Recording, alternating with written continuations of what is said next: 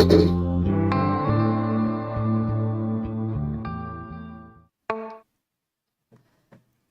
day, grade 12 learners. Welcome to today's English Fal lesson. My name is Karabo Day. This lesson is brought to you by Gauteng Department of Education in collaboration with Saibono Discovery Center and broadcast by Pakama Research and Development. Learners, please remember we have a WhatsApp interactive number which is 064 748 8913. Please post your questions on that number. We will respond to each and every question that you post. Our topic for today is literature, Cry the Beloved Country. I would like to remind you again that your literature paper is 2.5 hours. That is, it starts at 9 and finishes off at 11:30. That is when you write in your prelim exams in September on the 1st, as well as in November. How many marks are you writing for? You are writing for 70 marks. Time is 9 o'clock up until 11:30. How are you going to use this time? For the first extract, you are going to utilize 32.5 minutes of your time on the first extract of your novel, Cry the Beloved Country. For how many marks? For 17 marks. Then you proceed to the second extract. You spend yet again 32.5 minutes. For how many marks? For 18 marks. What does that mean? It means per genre you are going to sit for 75 minutes. Genre, what do I mean by genre? Genre is a set work. So how many set works are you treating this year, or are you learning this year? You are doing 2 set works. So it's going to be 35 marks for one genre. 17 and 18 equals to 35. For the whole paper, you are going to write for 70 marks. So you're going to write for Cry the Beloved Country and another choice story. Our lesson today is going to focus on the following. By the end of the lesson, you should know or have the detailed summary of the novel. Be able to identify elements in a novel linking to setting, characters, tone, figures of speech, themes, as well as open-ended questions. We are also going to look at exemplar questions. What do I mean by exemplar questions? That is how to respond to set questions or set formal questions from any other question paper. Cry the Beloved Country. Who wrote this novel? The novel was written by Alan Paton. And who is Alan Paton? Alan Paton was born in South Africa in 1903 in Pietermaritzburg, KZN. He died on April the 12th, 1988. He graduated with distinction in physics, and he joined the South African Institute of Race Relations in 1930 because he had a passion with race issues in South Africa.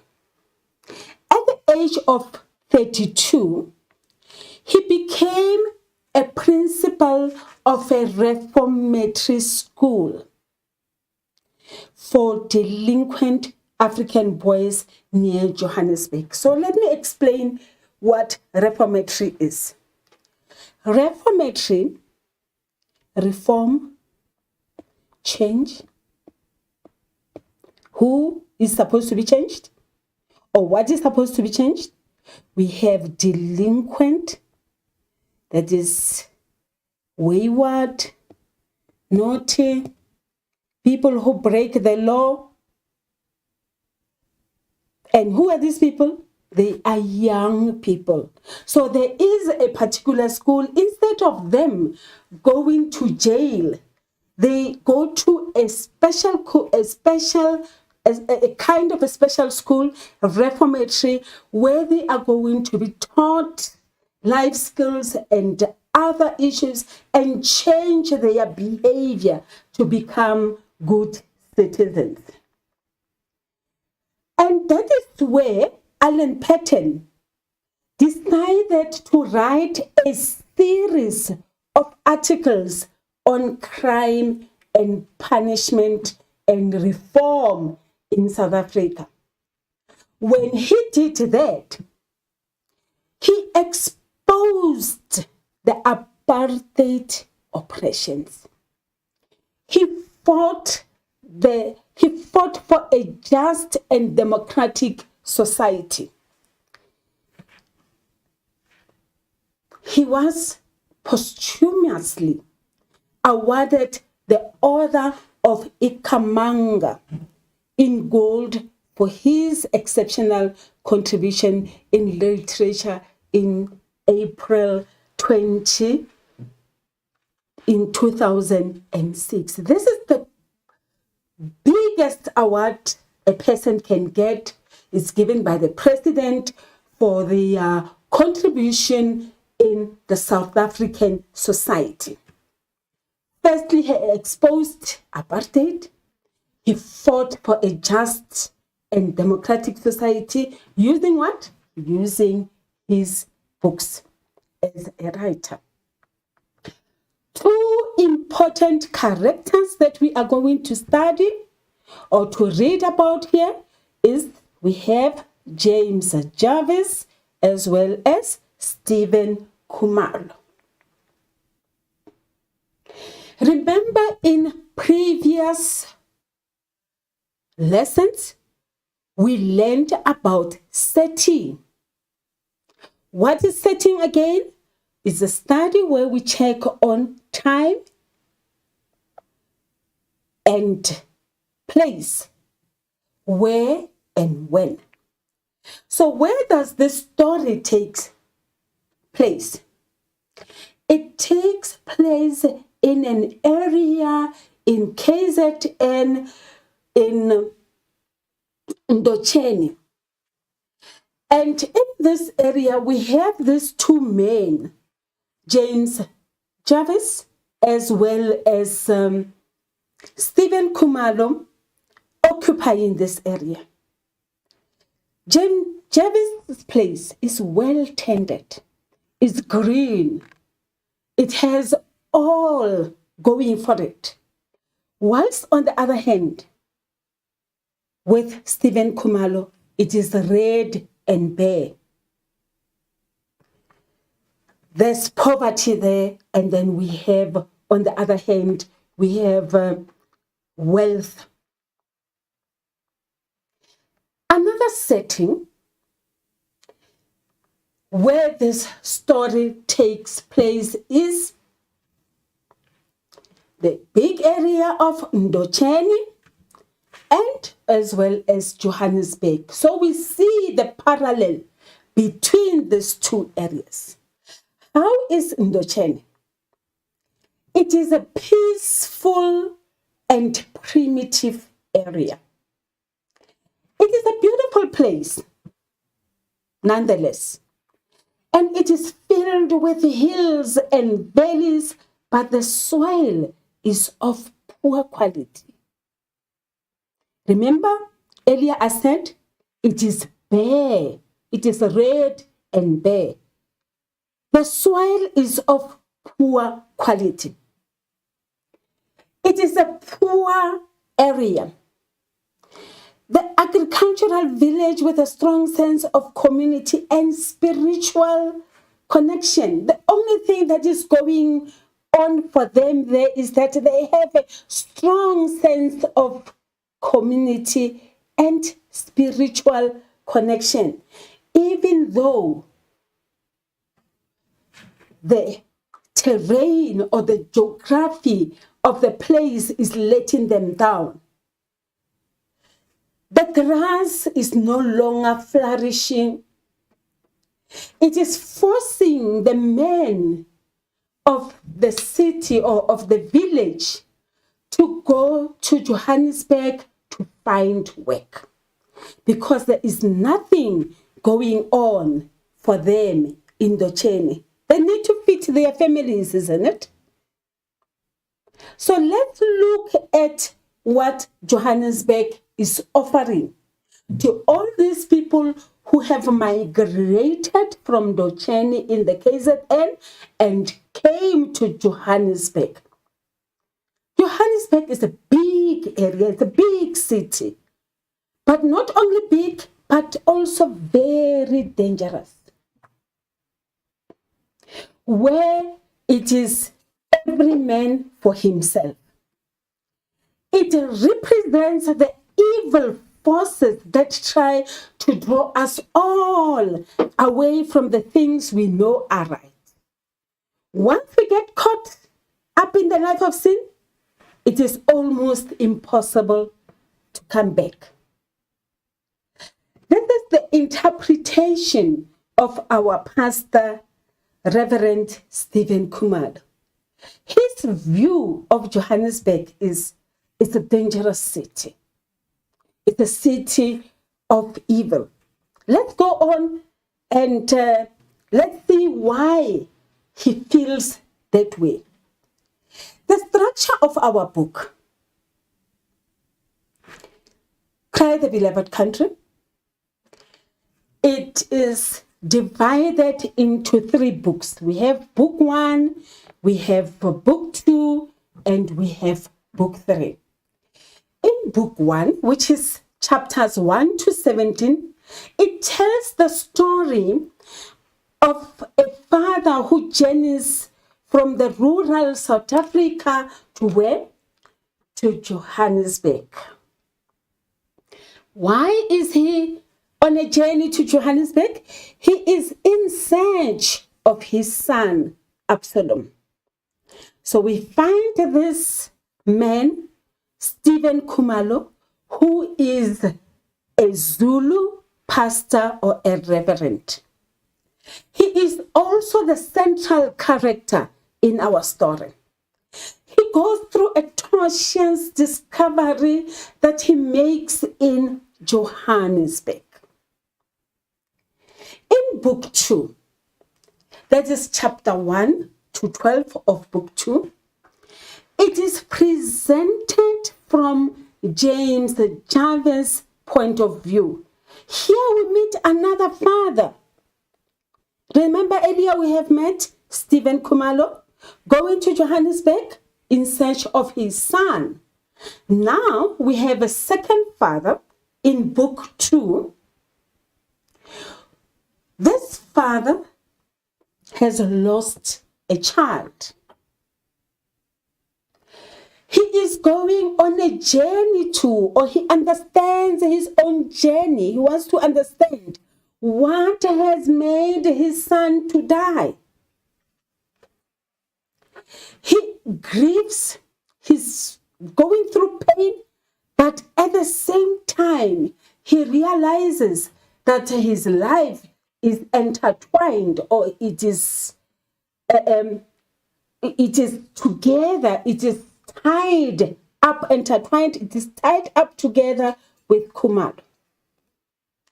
Khumalo is the father of Absalom. James is the father of Arthur. How do they come together? Absalom killed Arthur. Jarvis is calmly watching the valley of Ndocheni. They all come from Ndocheni. That's important, isn't it? And they go where? They are all, both of them, journey to Johannesburg. They travel to Johannesburg. His area in Ndocheni is well tended. It is green. It is rich.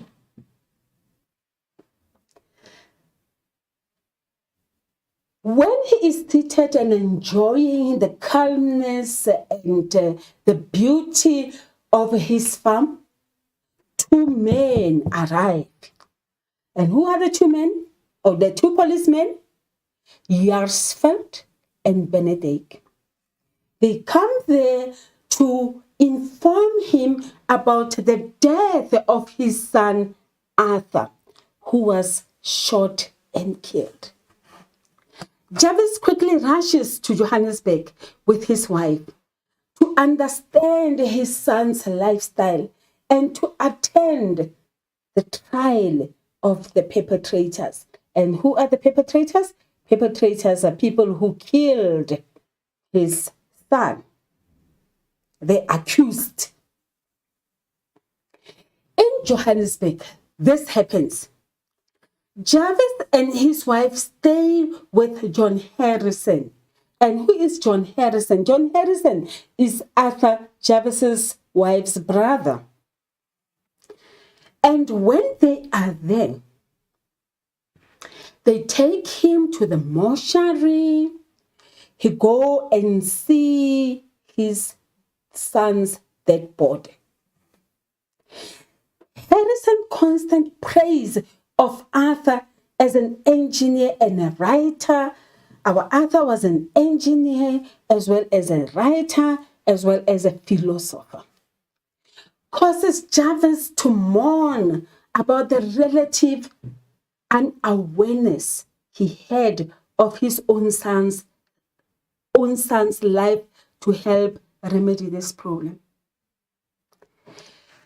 It is not only a journey where he goes and mourns for his son. It is also an emotional and spiritual journey where he gets to know about himself as a father, that I did not know my son. At some point, he tells us in the story and say, oh, really, I did not know my own son. Harrison takes Jarvis to his son's house, where he sees where the actual incident occurred, where he died, the spot where he died. What really fascinates Jarvis is his son's remarkable collection of literature in his office. He learned about American Civil War, Abraham Lincoln. The most important document that Jarvis read was what Arthur had been writing right the night before he was killed. It talked about the plight of the workers and how it was immoral to force unskilled work further without educating them and giving the opportunity to progress in the society. Who are these people that are unskilled? Arthur loved black people. He wanted to educate them. He He looked at the system and said the system was unfair. We cannot make people work and we do not educate them. That touched a nerve.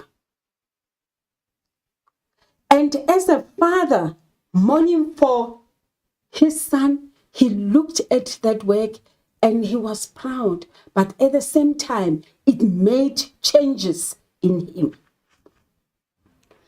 Book 3. What happens in book 3? That is chapter 1 to 7 of book 3. Stephen Khumalo comes back from Johannesburg to Ndocheni. The people in Ndocheni are suffering from what? From drought. Remember the red bare soil, the poor soil. Khumalo prays with his people of Ndocheni. What are they praying for? They are praying for rain. And at the same time, he prays for his son and he prays for his sister. Again here, it is after the trial. And Absalom is sentenced to death and to hang. That is painful for Stephen Khumalo, isn't it? At the same time, he is looking at the drought-stricken Ndocheni. Children do not have milk. There is no rain. There's no food. And someone comes to the rescue.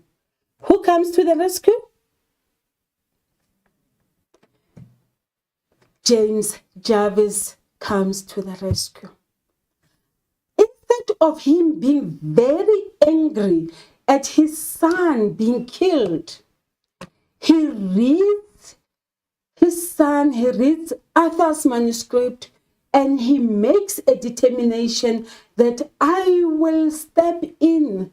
I will continue with the good work that my son wanted. And what does he do? He sent Litsitsi, who is the agricultural demonstrator, to come to Ndocheni and to teach people how to farm. At the beginning of the book, chapter 1, book 1, they tell us that it is a cry. Look at our title, Cry the Beloved Country. I'm going to play for you.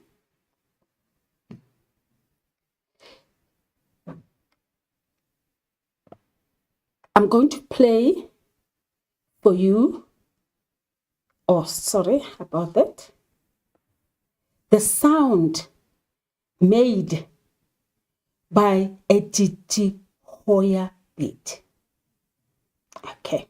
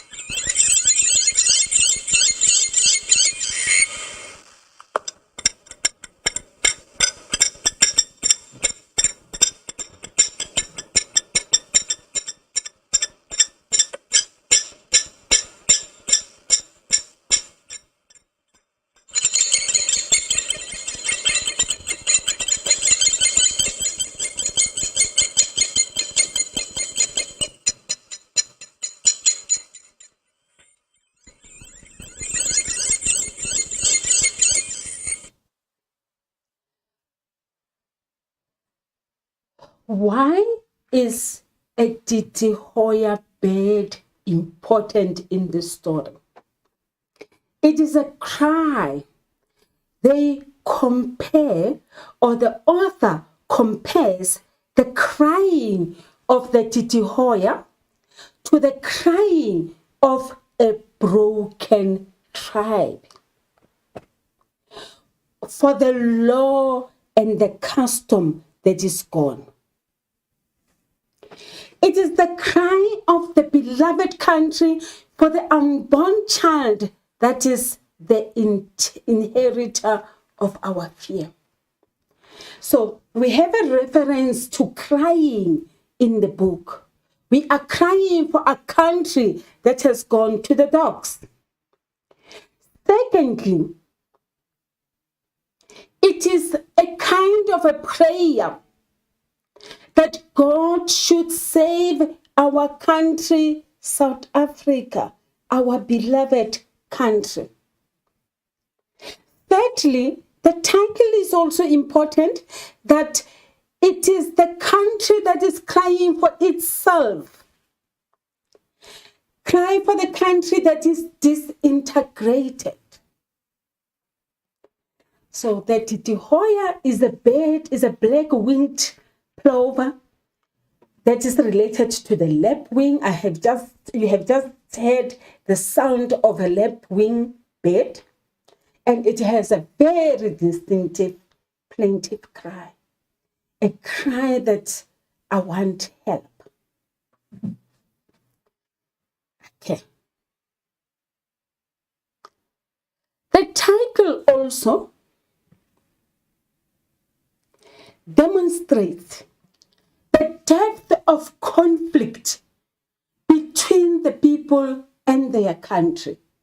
There is a lot of unhappiness. Things have fallen apart. The word cry refers to the people of the country who cry for going through so much hardship.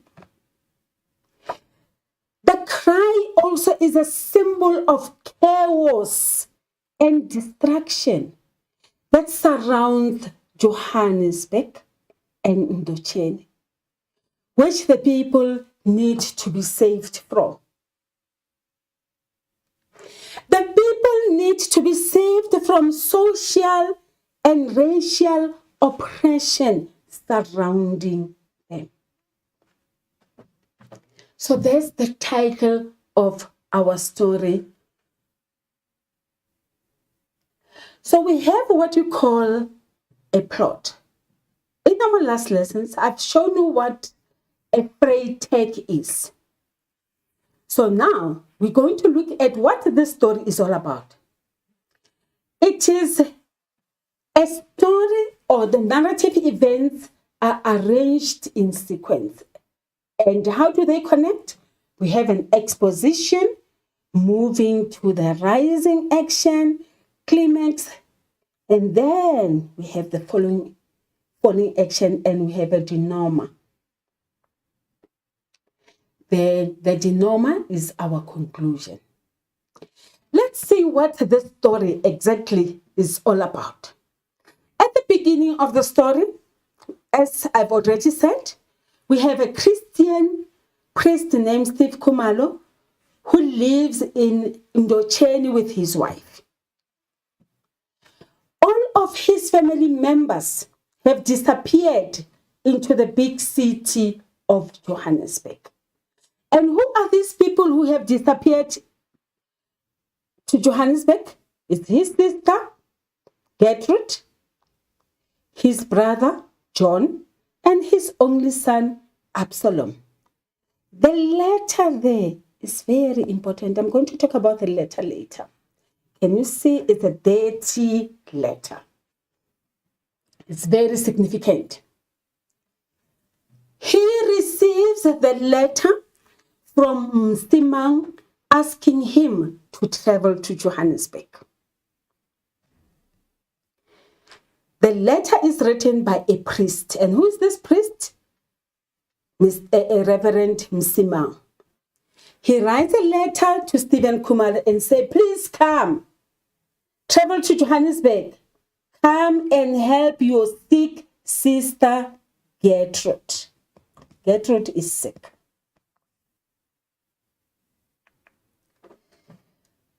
Khumalo makes the journey to Johannesburg and is welcomed by Msimang, the priest who sent the letter.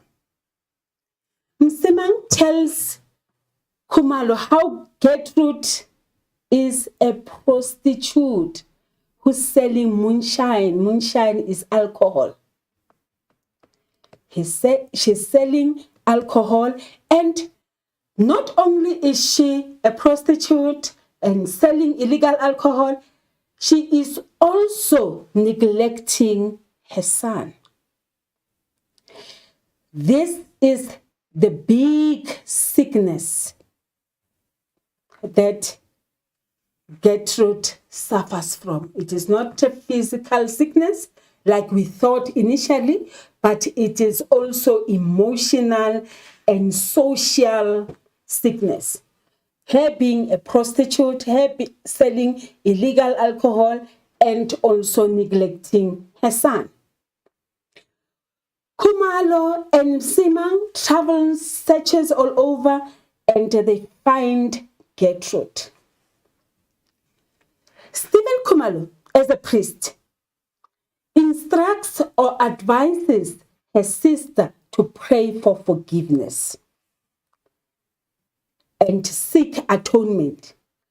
Khumalo then goes to meet John Khumalo. Remember, John Khumalo also has disappeared into Johannesburg. He is a shopkeeper as well as a politician. So he no longer cares about coming back home. John is a classic opportunist. He uses people. He takes advantage of people's frustration to get power and attention for himself.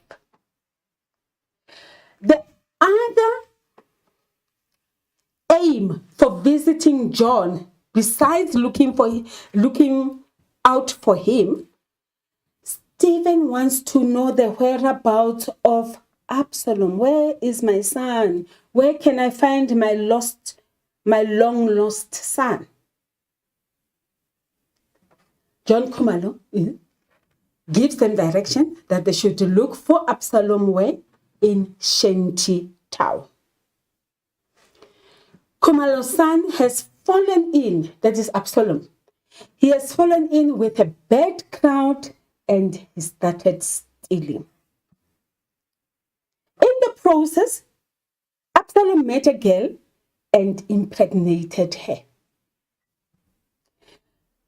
Khumalo's search for Absalom ends where? In prison. Sadly, he finds Absalom in prison. He is arrested for killing Arthur Jarvis. Sad, isn't it? Then he is waiting trial for the murder. Khumalo goes to Absalom to hear why Absalom committed such a crime. And the conversation goes like this. I am sorry. I don't know. I am afraid. He does not ask for forgiveness.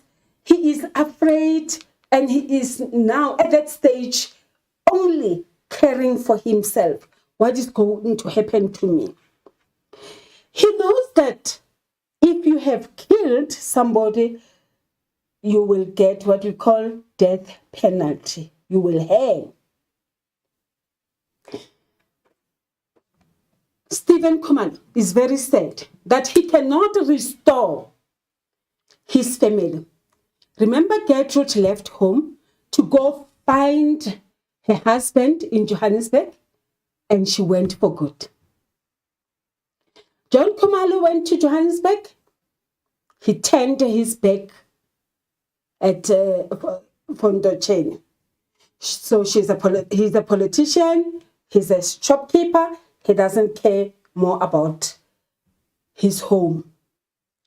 Now we have Absalom in prison with no chance of coming back because he might be hanged. He might get a death penalty. From that point on, he behaves more understanding towards his son and sympathizes with him. Stephen Khumalo, although he's very kind and he's a reverend, he's a priest, but he's also very stern and firm. He demanded to know, why did you kill? Why did you let yourself in such problems? But at the end, as a father, he feels for his son. The following action, resolution, when Stephen Khumalo finds Gertrude in a shebeen selling alcohol and the child is neglected, what does he do? He takes away Gertrude and the son and takes them to Mrs. Ditebe's house. But what happens there? He is trying to impose his beliefs, his religion onto Gertrude and say, Gertrude, ask for forgiveness and then you must go train as a nun. But our Gertrude does what? She runs away and abandons her child. John refuses to apologize to Khumalo. Why should John apologize to Khumalo? To Stephen? Their sons were arrested together as cousins because they both killed the man. But what happened to John's son? John advised his son to say, I wasn't there. So Absalom was left in a lurch. Khumalo returns home with Gertrude's son and Absalom's wife. In trying to restore order, what happens? Stephen makes Absalom and the pregnant girl to marry. Then he offers Absalom's wife a place in the journey and promises to help her raise the child. Absalom is sentenced to death. Khumalo meets with the victim's father, who is Arthur Jarvis, and they become friends. Stephen and James become friends. Jarvis works with Khumalo to improve the conditions in the village. Ultimately, Absalom is hanged. Stephen Khumalo then goes to the mountain and prays for his son. At the end of the novel, he doesn't only pray for his son, but he prays for South Africa. So we see some hope. And how do we find hope? Hope that things are going to be better. There is a newborn that is on the way. There is a young one also, Gertrude's son, that is going to be raised by the family. We have Lizzie coming in as an agricultural demonstrator. We're going to have some kind of improvement and hope. Let's look at our Reverend Stephen Khumalo as the protagonist. He's a caring man. He loves and cherishes his family. Even though Gertrude have disgraced him twice one for going against Christian principles, and then the second one for leaving her son behind, Khumalo still prays for her as a sister, so he definitely cares. He is also a humble and quiet man with a strong faith in God that things will be all right. He also has a weakness. That is, he is impatient, he is aggressive. He occasionally, not all the time, he occasionally erupts in anger and tells lies. He prays to God, however, to save him from temptation, and he always repents when he speaks unfairly. You will read in the book where he speaks very unfairly to the little girl, where he asks Absalom's girlfriend that, will you sleep with me? And that was an ugly interaction. After that, he asks for forgiveness. He's also a very naive man. He knows little about the outside world, outside his parish. When he goes to Joburg for the first time, what happens to him? He is marked. So there's a Tsotsi who took his money. And who came to his rescue? Some men took him to Stephen, to Msima. So he's also very naive. On the other hand, we have Jan Jarvis, who is also a protagonist. Before his son was killed, he was indifferent. He enjoyed his life at Indocheni. He did not know anything about the injustices of South Africa. But all this changed when he read his son's manuscript. And at some point, he felt very bad and ashamed that he did not know his son. He knew he had a son. They had a relationship, but he didn't know what he thought. Then he gets to learn about the injustices of South Africa through the manuscripts that his son wrote. He works hard to make things better. He's very kind.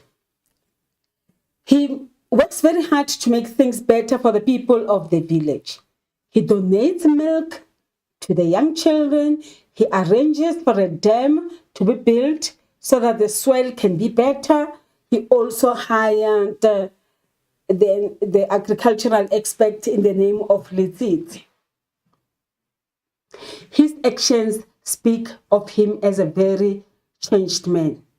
We have Theophilus Msimang. Theophilus Msimang, who is he? He's the good friend that sent a letter to Khumalo and say, hey, come and see, your sister is sick. And that's a euphemism. That's sick. We thought he could be COVID positive. He could be suffering from a physical disease. But now we know that she was suffering from the three things that we have discussed earlier. And we have our young Absalom, who left for Johannesburg and said, I'm going to look for my aunt Gertrude, but he never returned. As we read, he's rock bottom and he is guilty of murder. And this is a conflict in the book. Meet Arthur Jarvis. Arthur Jarvis, white man, he's dead, but he fought for justice. And his legacy continues in the book throughout the novel, and that impacts on the people of Ndocheni as well as his father.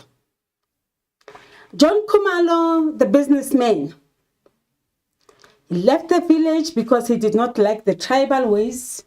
You can see there, he's wearing a suit. He is trendy.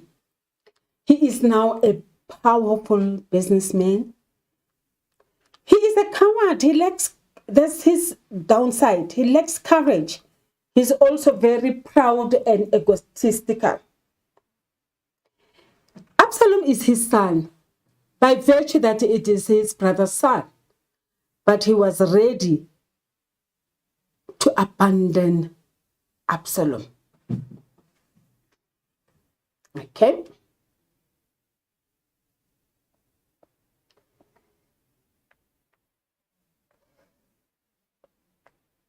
Right.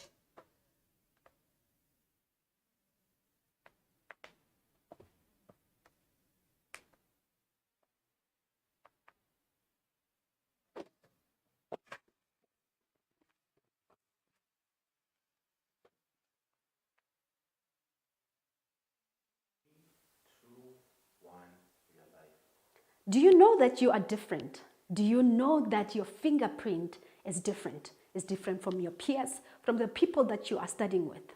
So do not compare yourself with your peers. Do not compare your results.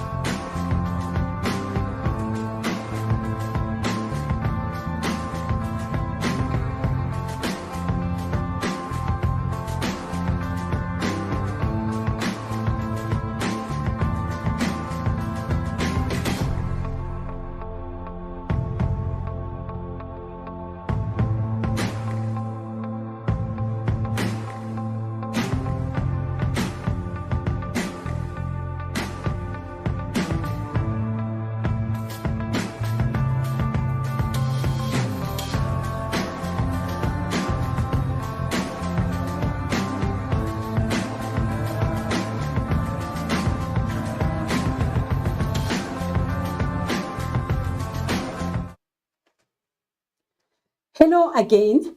We are back. Now let's look at an extract. I'm going to read from the book. Khumalo looked at his letter. It was dirty, especially about the stamp. It had been in many hands, no doubt. It came from Johannesburg. Now, there in Johannesburg were many of his own people. His brother John, who was a carpenter, had gone there and had business of his own in Sophiatown, Johannesburg. His sister, Gertrude, 25 years younger than he, and the child of his parents' age, and gone there with her small son to look for the husband who had never come back from the mines. His only child, Absalom, had gone there to look for his aunt, Gertrude, and never returned. Can you see the demise of this family? Khumalo receives a letter. He looked at the letter. The letter was dirty, and he looked at the stamp. Firstly, let's describe the setting. Where does this extract take place? It is in Khumalo's home, when he received a letter from the little girl. Now let's look at the question. Refer to line 1. Khumalo looked at his letter. It was dirty, especially about the stamp. So the question is, what does this letter reveal about the lifestyle of the people who lived in the country? What is the country? The country is a village, rural area. The lifestyle the people lived there was, they lived very poorly. No infrastructure, no postal services. The letter moved from one hand to the other. Probably it was delivered at a store, a local store, and was given to somebody to take it to Khumalo's house, maybe to a mother. A mother sent the letter, gave it to this little girl to go deliver it at Khumalo's place. That's the reason why it was dirty, because it was handled by many hands. It was touched by a lot of people. It moved from one person to the other because they did not have a postal service. About the stamp. Discuss what the following symbols stand for. The letter, news, alerting you about issues that are happening, or is a communication way of hearing something from far away. The stamp. Why is the stamp important here? He looked at the stamp. He wanted to check and to see where the letter is from. So the stamp will give, or the postage stamp will give an indication where the letter is from. Okay. The symbolism of the letter is communication, and it's a Pandora box kind of situation. Let's read the next extract. And indeed, many other relatives were there. Remember, we have read about why the people have gone away. We have John, we have Gertrude, we have Absalom. They've all gone away. And indeed, many other relatives. It is not only the 3 that disappeared into the belly of Johannesburg. There are many more relatives were there, though none so near as these. None so near as this. These are very close, near, very close relatives of him. It was hard to say from whom this letter came. 4. Why couldn't he make up who the letter was from? Because it was long since any of these had written. So he knows Gertrude's handwriting, he knows John's handwriting, he knows Absalom's handwriting. So if these 3 of them could have written, he would have easily made out who wrote the letter. But at the same time, because they've been long gone, he would not even be in the position to know who wrote. But he hoped it was one of the 3. That one did not well remember their handwriting. He turned the letter over, but there was nothing to show from whom it came. Instead of him opening the letter, reading and checking who wrote, it would be easy, isn't it? But no, he was reluctant to open it. Why? For once such a thing opened, it cannot be shut again. That's the reason why I alluded to the Pandora box. If you open a Pandora box, you cannot reverse what is going to happen. If he opens the letter, he would read, and he is afraid, reluctant, he is afraid to see what the contents of the letter is, because whatever is in that letter, he will not be able to ignore. He must take action. Thus, he says, it cannot be shut again. He cannot unseen the letter.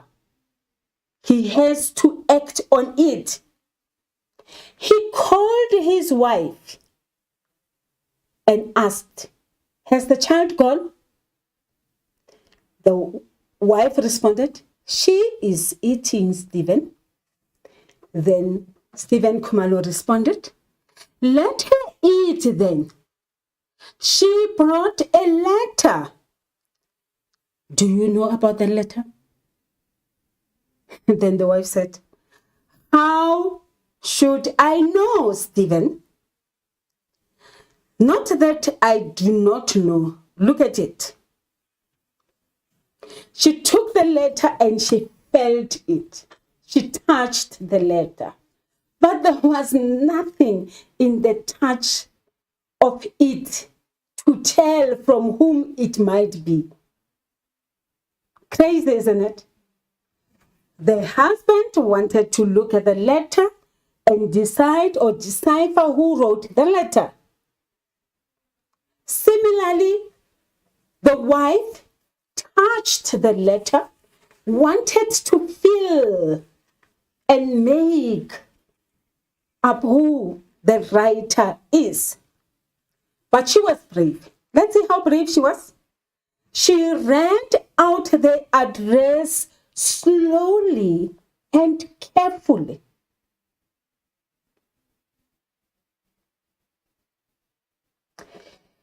Before we move on, let's look at this.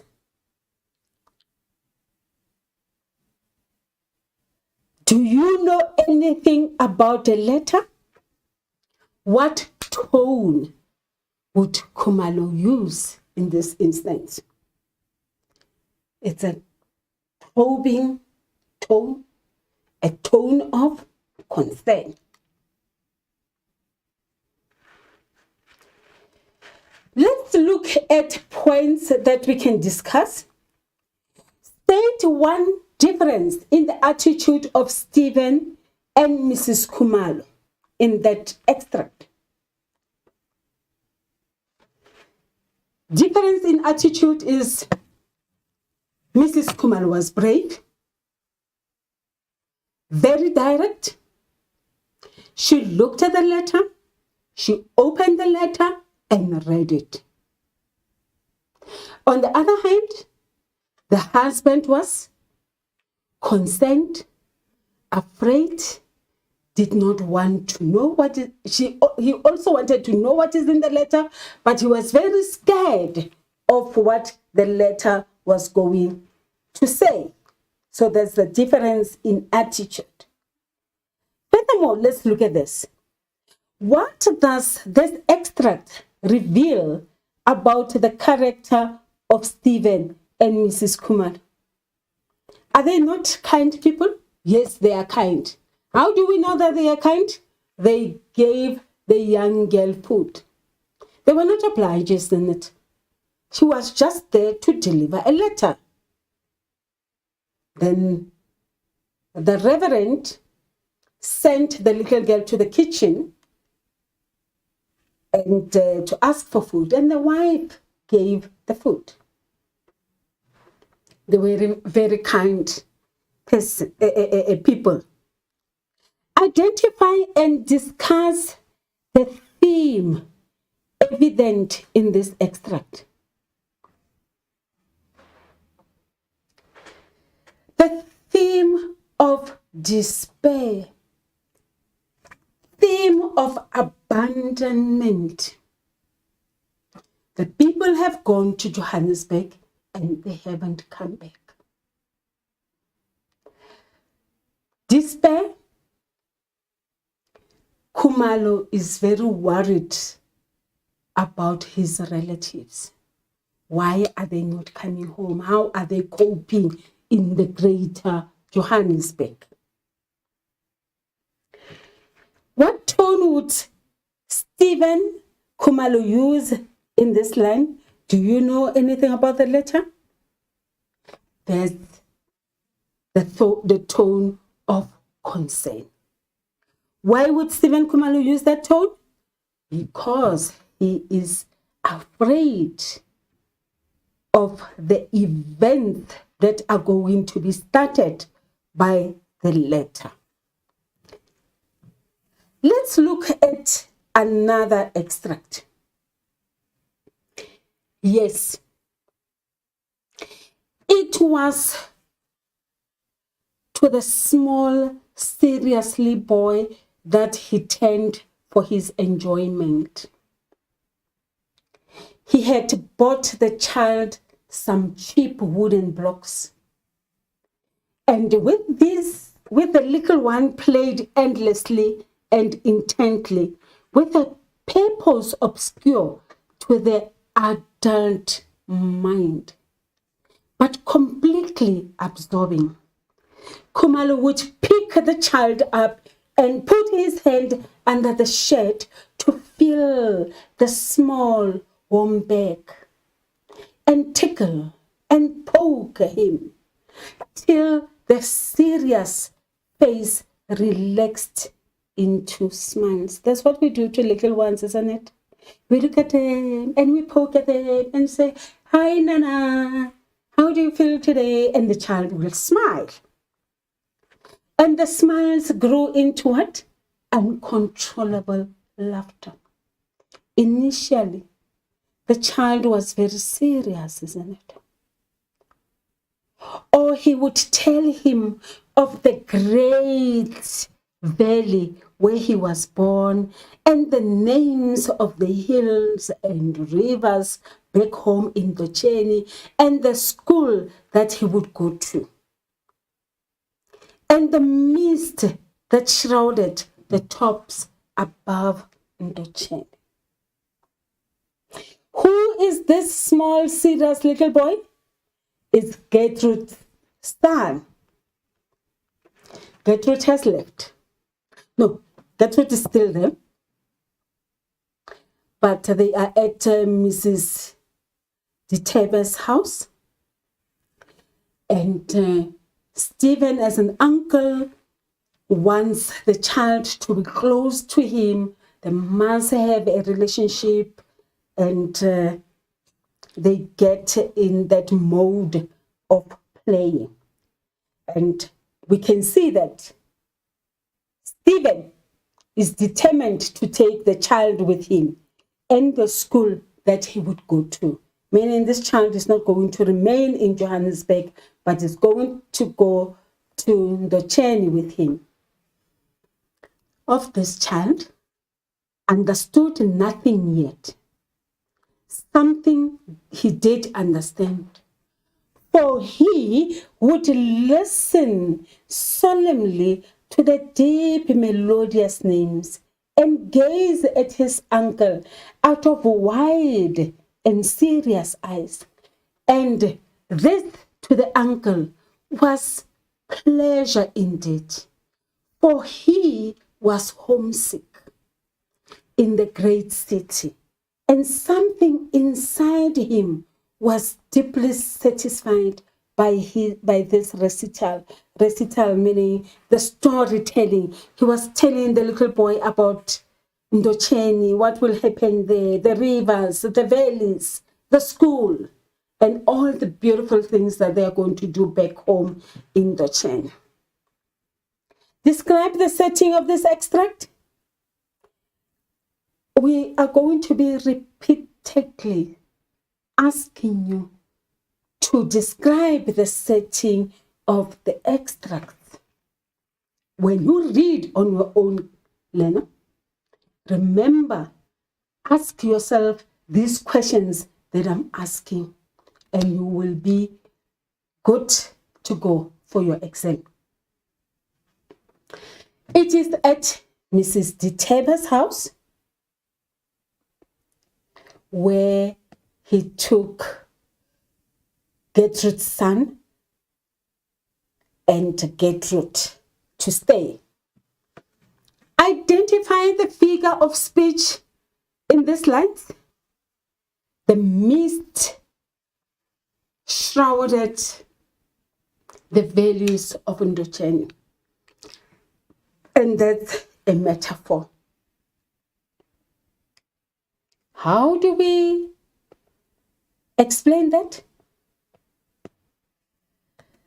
There is a mist up the hill or in the valley of Ndocheni. It has shrouded the place. Like what? Shroud. What comes to mind when we speak of shroud? Death. Somebody that has died. Covering, shrouded, covering. And we remember our place in Ndocheni is poor, isn't it? Explain what the great city refers to. Great city is Johannesburg. Why is Khumalo homesick? He has been long in Johannesburg and now he misses home in Ndocheni. And as he resigns or tells Gertrude's son all these stories, what happens to him? He remembers home. He misses his family. He misses his home. Let's proceed to the next extract. Sometimes Gertrude would hear him and come to the door and stand shyly and listen to the tale of the beauties of the land where she was born. Beauty of the land, which land? Ndocheni. This enriched his pleasure. Whose pleasure? Stephen Khumalo's pleasure. As he is seated there, holding his nephew, telling him stories, Gertrude would stand there and look at him. And when that happens, he will be very excited and very happy. And sometimes he would say to her, "Do you remember?" And she would answer, "Yes, I remember." And be pleased that he had asked her. When we remember home, home sweet home, we all become very happy, isn't it? But that did not guarantee Gertrude to stay. And I think what motivated Gertrude to leave is she was very sure that her son was in good hands, in the hands of her brother. So when she ran away, she just abandoned the child and said, "My child will be taken good care of." Remember, she used to neglect the child. What does this extract tell us about Gertrude's state of mind? She's peaceful. She also reminisces about home. She misses home. That's her state of mind. What does the extract reveal about Stephen Khumalo's extract? That he is a very kind man. He is caring. He cares. caring for the nephew, cares for the sister, and loves deeply his home. The last question there. Arthur Jarvis's death is in vain. Remember how we respond to open-ended questions? We use the pill method. And you can respond by saying no or yes. You gave a point, you explain, you give an example, and you link back. So let's look. Arthur Jarvis's death is in vain. You can say, you are allowed to say yes. Arthur Jarvis's death is in vain. He was a young man who had a lot of potential, and Black people would have benefited through his research and his fight for freedom. On the other side, you can say, no, his death was not in vain. His legacy is carried forth. His father got educated through his death. The people of Ndocheni got help. If he did not die, perhaps all this would not have happened. So his death was not in vain. So you can either say your yes or your no. Okay. Important, when you study literature, check character portrayal, check state of mind, check open-ended. Check if you are able to respond to such questions. Let's do extract number 8. So they rose to separate, and Father Vincent put his hand on the old man's arm. Be of good courage, he said. Whatever happens, your son will be severely punished. Not encouraging, isn't it? But if his defense is accepted, it will not be the extreme punishment. And while there is life, there is hope for amendment of life. Interesting. And while there is life, there is hope for amendment of life. That is now always in my mind, said Khumalo. But my hope is little. Why is his hope little? His hope is little that his son will be saved. His son's life will be spared. Stay here and speak with me, said Father Vincent. And I must go, said the young white man. But Umfundisi, I am ready to help if my help is needed. Okay.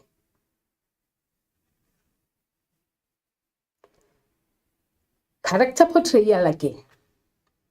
Let's look at the questions pertaining to extract F. Refer to the lines, whatever happens to your amendment of life. What is the defense that Father Vincent is referring to? That Absalom will not be hanged. Absalom will get minimal punishment. His punishment will not be severe. His defense, meaning what his lawyer put forward to the magistrate, that he did not intend to kill Arthur. It was in self-defense, and he was afraid, and the gun just went off. Remember, Arthur came into the room, he surprised them. Then what happened to Absalom? He pulled the trigger and the man died. Explain what Father Vincent means by, and while there is life, there is hope for amendment of life. If somebody is alive, there is hope that they will change, that there is going to be some form of change. If his life is spared, he will be able to change and see his mistakes and repent. The next question: how does the young white man help Stephen Khumalo? This young white man worked at the reformatory. He knew Absalom very well. And he actually liked Absalom. He thought Absalom was changing from his bad ways. And as a result, he had some liking for him. And he knew that Absalom washed his clothes, found work, went away from the reformatory and came back. So he found a lawyer for Absalom, and he was good to Stephen Khumalo, transported him from court and back home. Okay. When the young man had gone, Khumalo and the English priest sat down, and Khumalo said to the other, "You can understand that this had been a sorrowful journey. It had been such a dramatic, sorrowful journey. You have seen so much. I understand that, my friend. At first, it was a search. I was anxious first, but as the search went on, step by step, so did the anxiety turn to fear. At first, they thought that it was going to be an easy journey, but that turned to fear. And this fear grew deeper step by step. It was Alexander that I first grew afraid. Alexander is a bad place, so they say. But it was here in your house when we heard of the murder. Remember the setting of Alexander compared to what Stephen Khumalo is used to, the rural village. And now in Alexander, there are lots and lots of people, houses, and remember what we said earlier, that he was very afraid of Johannesburg. But it was here in your house when we heard the murder that my fear grew into something too great to behold. So when he heard about the murder, at this stage, he didn't know that it was his son who was involved. But there was a newspaper article also written that there was a murder of a young man. Refer to these lines. At first, it is step by step. What tone would Khumalo use in these lines? Of hopelessness, of despair. Why would Khumalo use this tone in these lines? That his despair, his hopelessness grew each step they take. It did not decrease, but it grew as they went searching for Absalom. One of the themes in the novel is comfort in despair. You've got comfort when times are hard. Discuss how this theme is relevant to Stephen Kumalo. It is relevant in the sense that he went through a lot, and at some point he had to accept the harsh reality of the life of crime that his son has chosen. Msimang demonstrates his human principles when Stephen Kumalo is in Johannesburg. Discuss your view. Msimang gives Stephen Kumalo accommodation, gives him money, and he is just a good human being. Let's look at the topics that are introduced in this story. We have racism and segregation. Kumalo mentioned the train to Johannesburg, that all the white men have their own car separate from the ordinary people. Very few people were in those carriages, whilst the majority of the people were in a whole lot of squeezed together in carriage. Overcrowded city of Johannesburg, there's another point. This overpopulated city cannot support that many people. Not enough housing, places like slums, like in Alexander, dirty, things are not as in the rural areas. Low women's rights. The women are not respected. Women only survive in marriage. So it is really bad to be an African woman. How do you survive? You have to survive by selling alcohol and also prostituting yourself. Let's look at the finale. The overriding quote from our book, Cry the Beloved Country, is, "Cry the beloved country for the unborn child." That is the inheritor of our fear. Let him not love the earth too deeply.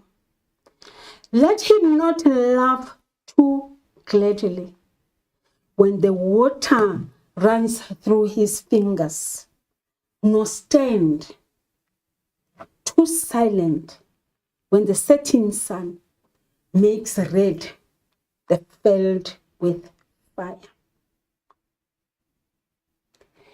When children are born into our setting in our South Africa, they inherit our fear because we bring them into this fear of life that is not normal. We ask them not to laugh too loudly because it is only going to be for a short time. It's like water. You cannot keep the water in your fingers. What happens to the water? It will spill over.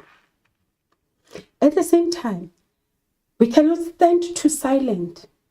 When things are wrong, we need to voice out and try and change our way of life. Think about this quote. Let your teacher explain the intensity of this quote. Cry the beloved country. And we are not only crying for you as children, but for who? For the unborn child.